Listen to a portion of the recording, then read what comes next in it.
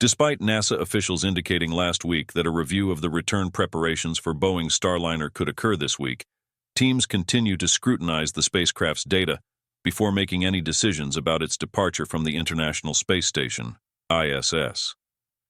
NASA astronauts Butch Wilmore and Suni Williams are awaiting a decision on whether they can reboard the spacecraft for its return to Earth to complete the crew flight test mission. According to a NASA update, this preparation review has been postponed to at least next week.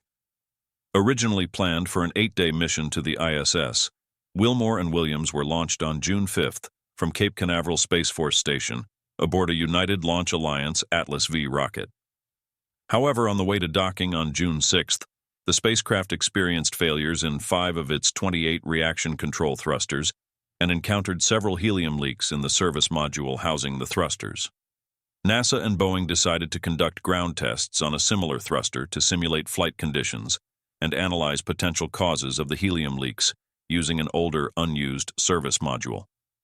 Last weekend, teams conducted a second hot fire test to evaluate the capabilities of 27 of the 28 thrusters and recheck the helium leaks.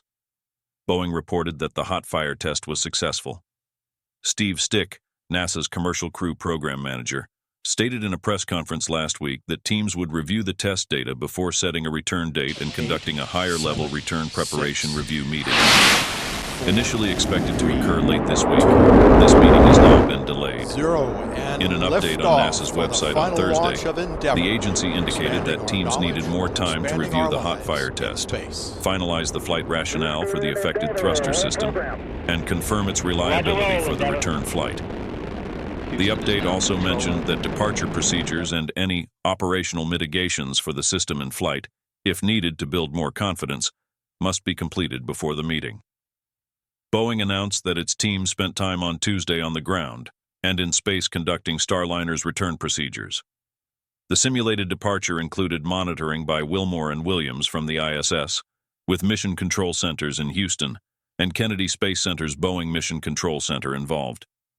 Future Starliner mission astronauts Scott Tingle and Mike Fink participated in the Boeing mission simulator, with Canadian Space Agency astronaut Josh Kutrick observing from Houston. This week, Williams and Wilmore also conducted pressure checks on their spacesuits and performed an external inspection of the Starliner spacecraft, named Calypso, using the ISS's Canaveral. Boeing has provided NASA with potential return dates for August. NASA noted that return planning will continue into next week before the return readiness review is conducted. NASA is targeting August 18th as the earliest date for the upcoming SpaceX Crew 9 launch from Kennedy Space Center, KSC. However, unless NASA decides to send the Crew 8 astronauts home before Crew 9's arrival, Starliner will need to vacate its parking spot at the ISS. The ISS has only 2 docking ports for spacecraft like Starliner and Dragon. Boeing is working to catch up with SpaceX in conducting rotational astronaut flights from the U.S. for NASA.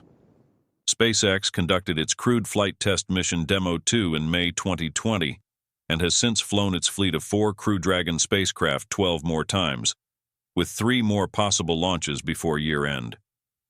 Starliner's CFT marks the first crewed spaceflight launched more than 4 years after SpaceX's Demo 2. NASA needs to complete this mission to certify the spacecraft, enabling Boeing to share crew missions with SpaceX. Starliner 1 will be the first of these missions, though it won't fly until at least August 2025, marking the first of 6 contracted flights for Boeing, rotating with SpaceX every 6 months until the ISS's planned closure in 2030. Meanwhile, SpaceX has been cleared to prepare for its 10th crew rotation flight with Crew 10 in February, and is also preparing Crew 11 in case Starliner 1 is further delayed beyond next August.